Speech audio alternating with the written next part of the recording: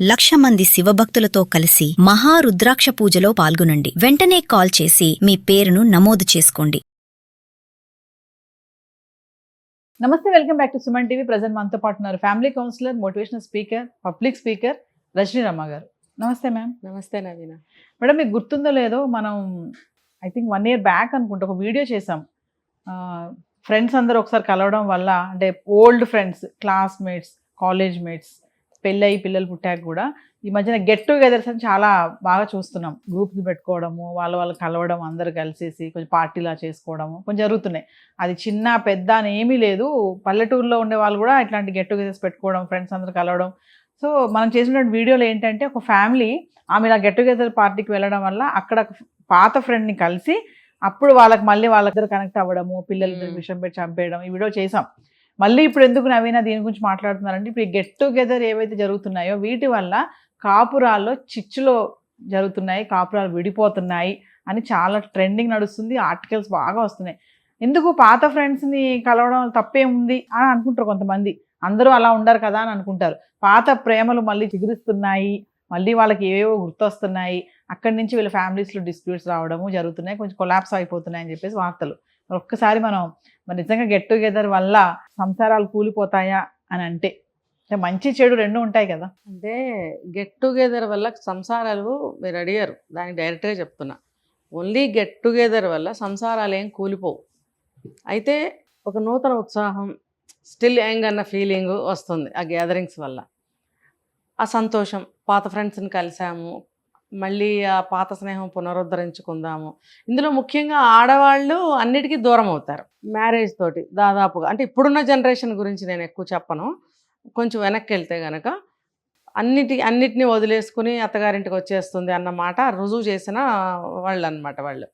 So ఫ్రెండ్సే కానీ, ఇంకా గోత్రాలు కానీ, ఇంటి పేర్లు కానీ, బంధువుల్ని కానీ, చివరికి తల్లిదండ్రుల్ని, తోడబుట్టిన వాళ్ళని అందరినీ కూడా ఒక రకంగా వదిలేసుకుని మర్చిపోయి వచ్చినట్టే కాపురానికి. మరి అటువంటి వాళ్ళు ఆఫ్టర్ 30 years ఎన్నో కొన్ని ఆ ఇయర్స్ తర్వాత కలిసినప్పుడు మళ్ళీ అంతా ఒకసారి ఆ ఏజ్కి వెళ్ళిపోయినట్టు, ఆ ప్రాంతానికి వెళ్ళిపోయినట్టు, మళ్ళీ అందరూ కలిసి తిరుగుతున్నట్టు, అమ్మ బాక్స్ ఇస్తున్నట్టు, అది భోజనం తయారు చేసి మళ్ళీ ఫ్రెండ్స్ అందరూ పంచుకుని తింటున్నట్టు, ఫ్రెండ్స్ కలిసి సినిమాకి వెళ్తున్నట్టు, అబ్బాయిలు వైపు చూసి చూడకుండా వెళ్తూ ఉంటారు ముసిముసి నవ్వులు నవ్వుకుంటూ, అబ్బాయిలు వెనక నుంచి కామెంట్స్ చేసి, అంటే ఇదంతా కూడా ఒక స్వీట్ మెమరీ అనమాట. ఇది ప్రతి ఒక్కళ్ళ జీవితాల్లో ఉంటాయి దాదాపుగా. ఇప్పుడేంటి డైరెక్ట్గా నువ్వు వస్తావా నేను వస్తా, నీకేంటి నాకేంటి, ఈ జీవితం అప్పుడు లేదు. కాబట్టి అప్పుడు ప్రతి ఒక్కటి కూడా స్వీట్ మెమరీగానే ఉండేది. అవన్నీ మర్చిపోయి దూరం అయిపోయి ఇలా ఏదో అందరి జీవితాలు సుఖంగా ఉండవు. ఎక్కువ బాధలు పడుతున్న వాళ్ళు ఉంటారు, అందరి భర్తలు ప్రేమించే భర్తలు ఉండరు, తర్వాత అన్నీ అందుబాటులో ఉండవు, అన్ని ఆనందాలు కూడా అందుబాటులో ఉండవు, ఆర్థికంగా కొంచెం డౌన్ ఉండుంటారు, పిల్లలతో సతాయింపులు, ఇలా ఇటువంటి ఒత్తిళ్ళ మధ్యన వాళ్ళకి ఒక్కసారి గ్యాదరింగ్ అంటే ఎంతో ఆనందం. అవన్నీ గుర్తుకొచ్చి సరే కలుద్దాం, ఒకసారి కలుద్దాం, ఎస్ చాలా బాగుంటుంది. ఇందులో ఇంకొకటి చెప్తా నేను. ఒకప్పుడు నిజంగా మనసిచ్చుకుని ప్రేమించుకున్న వాళ్ళు ఉంటారు. నేను చాలాసార్లు చెప్పాను, ఇప్పుడు ప్యూర్ లవ్స్ లేవు, ఒకప్పుడు ఉండేవి, మరీ పాతకాలంలో కూడా ఉండేవి, కానీ అవి సక్సెస్ అయ్యేవి కావు. పెద్దవాళ్ళు చూసిన పెళ్ళిళ్ళు చేసుకుని వెళ్ళిపోవాలి. అలాంటప్పుడు ఏదైనా లవ్లు సక్సెస్ అవ్వక వేరే వాళ్ళు చేసుకుని వెళ్ళిపోయినప్పుడు మళ్ళీ ఇంతకాలానికి ఆ వ్యక్తిని కలుస్తున్నామంటే వావ్ అనిపిస్తుంది. దీనికి మొన్న ఈ మధ్య నేను ఒక మూవీ చూశాను, విజయ్ సేతుపతి అతని మూవీ త్రిష, తమిళ్ మూవీ డైరెక్ట్గా చూశాను, తెలుగు డబ్బింగ్ కాదు. అందులో ఇదే చిన్నప్పుడు ఫ్రెండ్స్ వాళ్ళిద్దరు లవ్ మళ్ళీ కలుస్తారు అంటే అది ఎంత బాగా ఎంత నైస్గా చూపించాడంటే, మళ్ళీ మనం గ్యాదర్ అయ్యాము ఇన్ని సంవత్సరాల తర్వాత అంటే అక్కడ ముందు లవ్ ఉండిందా, తీయని స్నేహం ఉండిందా, లేకపోతే చాలా క్లోజ్గా ఉండి ఎవరో ఒకళ్ళ పెళ్ళి ముందు అవుతుంది, వాళ్ళ పెళ్ళిలో వీళ్ళు ఎంతో సర్వీస్ చేసి అప్పగింతల వరకు ఉండి వచ్చిన వాళ్ళు కూడా ఉంటారు, ఉన్నా విడిపోతారు తర్వాత. ఇన్ని సంవత్సరాలు 20, 25, 30, 40 సంవత్సరాలు కూడా అవ్వచ్చు. ఆఫ్టర్ దట్ మనం కలుస్తున్నాము అంటే ఎంత అసలు ఆ ఎగ్జైట్మెంటు, ఆ వెయిటింగ్లో ఉన్నటువంటి ఇది అన్నీ కూడా బాగా చూపించాడు అందులో, చాలా బాగా చూపించాడు. అలా ఉండాలి. ఇన్ని సంవత్సరాల తర్వాత మీరు కలిశారు అంటే, అప్పుడు మనం లవ్ చేసుకున్నాం కదా, అప్పుడు మనం క్లోజ్గా ఉన్నాం కదా, అప్పుడు మనం చెప్పుకోలేకపోయాం కదా కొన్ని విషయాలు అన్నట్టుగా ఇప్పుడు కలవకూడదు. అది ఆ మూవీలో చూపించాడు. మనకు ఒక తెలుగు మూవీలో కూడా అప్పట్లో రవితేజ మూవీ పేర్లు నాకు తెలియవు, గుర్తులేదు. అందులో కూడా ఇంతే. ఒక అంటే క్రష్ అనుకోవచ్చు ఆ టైంలో, అట్రాక్షన్ అనుకోవచ్చు, వాట్ ఎవర్ ఇట్, అది ఉంటుంది ఆ సమయం, ఆ ఏజ్లో సహజంగా ఉంటుంది. అప్పుడు తర్వాత ఆ ఏరియా వదిలేసి ఆ సంవత్సరం చదువు అయిపోయి అక్కడ వదిలేసి ఇంకో కాలేజీకి వెళ్ళినప్పుడు ఇంకో అమ్మాయితో ఏర్పడుతుంది, మళ్ళీ ఉంటుంది. అలా 2-3 ఉంటాయి అబ్బాయికి అందులో. కానీ లాస్ట్కి వచ్చే వరకు తను ఇంకొక అమ్మాయిని ఫైనల్గా మ్యారేజ్ చేసుకోవటం, తిరిగి ఆ మ్యారేజ్కి వాళ్ళందరినీ పిలవడం, అది చాలా నైస్గా చూపించారు. అంటే మనము ఇలా ఏది వదలలేదండి సినిమా వాళ్ళు, ప్రతి దాన్ని సినిమా రూపంలో చూపించారు. మీరు అందులోంచి మంచి తీసుకోండి. మీరు మంచి తీసుకోవటం లేదు. ఈ మధ్య కూడా ఒక శ్రీకాంత్ మూవీ తేనె మనసులా లేత మనసులో, ఆ మధ్య సినిమానే, ఆమె పేరు కళ్యాణి, ఒక ఆమె తమిళ యాక్టర్, మన తెలుగులో యాక్ట్ చేశారు, శ్రీకాంత్. వీళ్ళు చిన్ననాటి స్నేహితులు, ఇష్టపడతారు కానీ బయటకు చెప్పుకోరు. ఆమెకు 10th అయిన తర్వాత మ్యారేజ్, ఈ అబ్బాయి చదువుకుంటాడు, బయటకు వెళ్ళిపోతాడు, చాలా సంవత్సరాల తర్వాత మ్యారేజ్ అయ్యాక మళ్ళీ కలుస్తారు. అప్పుడు కూడా ఇదే చూపించాడు. ఇలా ఎంత నైస్గా ఉండాలి కానీ ఆ స్నేహం అనేది, రీగ్యాదరింగ్ అనేది కంపు కంపుగా ఉండకూడదు. ఇప్పుడు చేస్తున్నది కంపు కంపు. అప్పుడు లవ్ చేసి వదిలేసాం కదా, ఇప్పుడు స్టార్ట్ చేద్దామంటే నీ వయసు ఎంత, నీకు ఒక ఫ్యామిలీ, పిల్లలు, భర్త, అత్తమామలు, తల్లిదండ్రులు, ఎంతో ఒక పెద్ద ఫ్యామిలీ, అతనికి అలాగే ఉంటుంది కదా. మీరిద్దరూ కలిసి మళ్ళీ స్టార్ట్ చేయటంలో అర్థం ఏంటి, ఉద్దేశం ఏంటి? ఇక్కడేమో మీకు బాధ్యతలతో భర్త సరిగ్గా పట్టించుకోవట్లేదని, పిల్లల గొడవలతోటి, అత్తమామలతోటి, ఫ్యామిలీ బర్డెన్స్ తోటి మీరు ఒక కుటుంబంలో ఉన్న వ్యక్తి, మీరు అవన్నీ భరిస్తూ లీడ్ చేయాల్సిన తప్పనిసరి పరిస్థితి. అక్కడ అతనికి అదే ఉంటుంది. సో ఆ రెండిట్లో నుంచి రిలీఫ్ అవడానికి, బయటపడడానికి మీరు మళ్ళీ కలవాలని అనుకున్నారు. అతనితో నీతో అతనికి ఎటువంటి బాధ్యతలు లేవు కాబట్టి మళ్ళీ మీరు కలవాలనుకుంటున్నారు. అతని భార్య నుంచి రావాలనుకున్నాడు, ఈవిడేమో తన భర్త నుంచి రావాలనుకుంది. ఈ రెండు అవతల వాళ్ళ నుంచి కదా బాధ్యతలు ఉన్నాయి. మీరిద్దరు బయటకు వస్తే మీకిద్దరికి ఏ బాధ్యతలు లేవని మీరు కలిసి ఉండగలరు. కానీ ఎన్ని రోజులు ఉంటారు? మళ్ళీ స్టార్ట్ అవుతుంది కదా, మళ్ళీ స్టార్ట్ అవుతుంది లైఫ్ స్టార్ట్ అయిన తర్వాత మళ్ళీ same as old story is repeat కదా. అలాంటప్పుడు మీరు దాన్ని ఎందుకు కోరుకుంటున్నారు? మీ యొక్క ఫిజికల్ నీడ్స్ అన్నీ కూడా ఆల్రెడీ తీరిపోయాయి. మీరు ఒక 50 ఎంతో క్రాస్ అయిపోయారు. ఒక ఫుల్ బాధ్యతలు ఉన్నటువంటి లైఫ్ మీరు ఇరుక్కొని ఉన్నప్పుడు ఇలాంటివి కోరుకోవడం అనేది అసహజం. అక్కడ ఆ లైఫ్ మళ్ళీ మీరిద్దరూ కలిసి స్టార్ట్ చేస్తే మళ్ళీ అవే ప్రాబ్లమ్స్ వస్తాయి.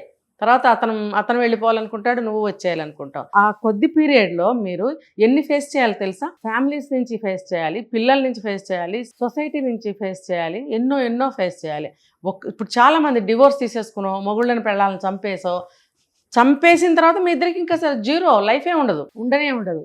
లేదు, డివోర్స్ తీసుకున్న తర్వాత పెళ్లి చేసుకున్నారనుకోండి, మీరు మళ్ళీ సంసార జీవితం స్టార్ట్ చేస్తారు. ఒక దగ్గర ఒక ఇల్లు తీసుకుని అదంతా మొదలు పెడతారు. అక్కడ మీకు మళ్ళీ మొదలవుతుంది కదా, సేమ్ మొదలవుతుంది.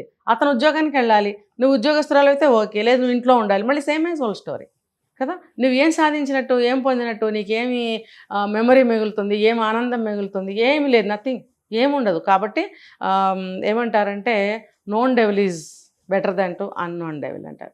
అంటే ఇప్పుడు ఉన్నదేమో తెలిసిన దెయ్యం సంసారం, వచ్చిందేమో తెలియని దేవత. తెలిసిన దెయ్యం ఏం చేస్తుందో మనకు బాగా తెలుసు. మనం ఇందులో ఇరుక్కున్న ఈ సంసారం అనేటువంటి బాధ్యత అనుకోండి, ఊబి అనుకోండి, వాట్ ఎవర్ ఇట్, ఇది మనకి తెలిసిన దెయ్యం. వచ్చిన కొత్త రిలేషన్ తెలియని దేవత, అది ఎట్లా ఉంటుందో మనకు తెలియదు. చాలా స్వీట్గా, చాలా బ్యూటిఫుల్గా ఉంటుంది. దిగితే కానీ తెలియదు. ఆ దేవత అయినా కూడా ఆవిడ బుద్ధి ఏంటో మనకు తెలియదు. ఎప్పుడో చూసావు, ఇష్టపడ్డా, వదిలేసిన వ్యక్తి ఇప్పుడు ఏ వ్యక్తిత్వంతో ఉన్నాడు, ఏ మనస్తత్వంతో ఉన్నాడు, అతని అభిరుచులు ఏంటి, అసలు నీకు అన్నీ కూడా కొత్త. అప్పుడేదో ఆ వయసులో ఉన్న వేరు. ఇప్పుడు సంసారపక్షంగా కానీ, ఉద్యోగరీత్యా కానీ, ఏజ్ వైజ్గా కానీ అన్నీ మారిపోతారు. ఏజ్ ప్రకారంగా మనస్తత్వం, ఆలోచనలు ఖచ్చితంగా మారుతాయి. కాబట్టి ఇలాంటి రిలేషన్స్ పెట్టుకోవడం అనేది ఎంత మాత్రం కరెక్ట్ కాదు. ఒకటి చెప్పనా, మీరు ఏ ఇమాజినేషన్లో అయితే ఉన్నారో, ఏ ఫ్యాంటసీలో అయితే ఉన్నారో దాన్ని కంటిన్యూ చేయండి, నో ప్రాబ్లం. అది ఒక స్వీట్ మెమరీగానే మీ లైఫ్లో మిగిలిపోనివ్వండి.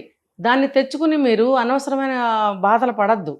ఆ మెమరీగానే ఉండండి. దాన్ని అందరికీ తెలిసి కంపయ్యి, గొడవయ్యి ఇదంతా వద్దు. అది సువాసనగా, ఒక స్వీట్ మెమరీగా అలాగే ఉంచుకోండి. దానివల్ల మీ పిల్లలు అనాథలు అవుతున్నారు, భర్తలు అనాథలు అవుతున్నారు, భార్యలు అనాథలు అవుతున్నారు, ఫ్యామిలీ అందరూ ఉమ్మేస్తున్నారు, సమాజం మిమ్మల్ని వెలేస్తుంది. తర్వాత చంపుకోవటమో, తర్వాత ఎవరికి మటుకు జైల్లో ఉండటమో, ఇవన్నీ ఈ రిజల్ట్స్ అన్నమాట. దీనికన్నా మీరు ఒక ఫ్యాంటసీలోనే ఆ యంగ్ ఏజ్ ఫిగర్సే మీరు గుర్తుపెట్టుకుని ఆ ఫ్యాంటసీలోనే ఉండండి. మీ అది స్వీట్ మెమరీగానే మిగుల్చుకోండి. నేను ఒక ఎగ్జాంపుల్ చెప్తా ఈ సందర్భంగా. ఆఫ్టర్ 40 years కలుసుకున్నారు ఒకళ్ళు, ఓకే. రియల్ లవ్ అంటే ఏంటో కూడా దీంట్లో మీకు అర్థమవుతుంది, అసలు లవ్ అంటే ఏంటనేది. ఇన్ బిట్వీన్ 40 years ఎప్పుడూ కలుసుకోలేదు, అర్థమైందా? ఆఫ్టర్ 40 years తళుక్కుమని ఒక ఆలోచన బుర్రలో మెదిలినప్పుడు ఇద్దరిలో ఒకరు చెప్పకుండా ఆ రెండో వాళ్ళని కలవటం జరిగింది, ఓకే. అది వండర్ అనమాట. అసలు ఎక్స్పెక్ట్ చేయని విషయం, సడన్గా ఎదురుపడటం. ఎటువంటి మేకప్లు లేవు, ఎటువంటి మెసేజ్లు పెట్టుకోలేదు, ఎటువంటి ఫోన్ కాల్స్ లేవు, డైరెక్ట్గా వెళ్ళి నుంచున్నప్పుడు ఎంత వండర్ తెలుసా. అది ఆ హాయి, ఆ స్వీట్నెస్, ఆ మెమరీలన్నీ గుర్తు రావడము, అంటే అదేదో స్కూల్లో కలవడము, కాలేజీలో మనం ఇలా ఉండేవాళ్ళం, మాస్టర్ ఇలాంటి మెమరీస్ అన్నీ అనమాట ఒక్కసారి గుర్తుకు రావడము. ఆఫ్కోర్స్ ఇష్టపడి ఉండొచ్చు, ఇష్టపడ్డారు, లవ్ చేసుకున్నారు, కానీ కుదరకపోవచ్చు. ఆ రోజుల్లో ఎవరికి ఏమి ఉండేవి కావు కదా. మరి ఒక్కసారి 40 years తర్వాత అంటే అందరికీ ముసలాళ్ళు అయిపోయి, పిల్లలు పెద్దాళ్ళు అయిపోయి, సంసారాల్లో మునిగి ఒక విశ్రాంతి అనేటువంటి ఒక స్టేజ్లో ఉన్న వయసులో ఏం పుడుతుందండి? కోరికలు పుడతాయి, అసలు రియల్ లవ్లు పుట్టవు. నీకు ఇందాక ఆయన చెప్పినట్టు నడమంత్రపు సిరియే కాదు, నడమంత్రపు ఏదైనా సరే పుండులాగా సలుపుతుంది. దాన్ని ఏదో ఒకటి చేయాలి, దాన్ని గీరాలి, దాన్ని మళ్ళీ మందు రాయాలి, ఏదో సమ్ జరుగుతుంది. పుండు ఎండిపోతుంటే ఊరుకోవాలి, దాన్ని మళ్ళీ ఇట్లా లాగామంటే పచ్చి చేసి మళ్ళీ రక్తం వస్తుంది. అలా చేసుకోకూడదు. సో నడమంత్రంగా వచ్చిన దేన్ని కూడా మనం ఇది చేయకూడదు, దాన్ని అలా వదిలేయాలి. సో అలా ఆ స్వీట్నెస్, ఆ పవిత్రత అనేది అలా ఉంటుందన్నమాట. చక్కగా 4 కబుర్లు చెప్పుకోవడము, ఎలా ఉన్నావు అని అడగటము, అంటే అందులో ఎటువంటి కోరికలు, ఎటువంటి కామవాంఛలు లేని ఒక ప్రశాంతమైన, అంటే సముద్రంలో అలలు మెల్లగా ఎలా అయితే ఉంటాయో, లేదా నిశ్చలంగా ఉన్న వాటర్ ఎలా ఉంటుందో అలాంటి స్థితిలో పాత మెమరీస్ నెమరవేసుకోండి, తప్పులేదు. ఇలా అక్రమ సంబంధాలు పెట్టుకుంటే మాత్రం ఎవరికి వాళ్ళు యమునా తీరైపోతారు. Thank you ma'am.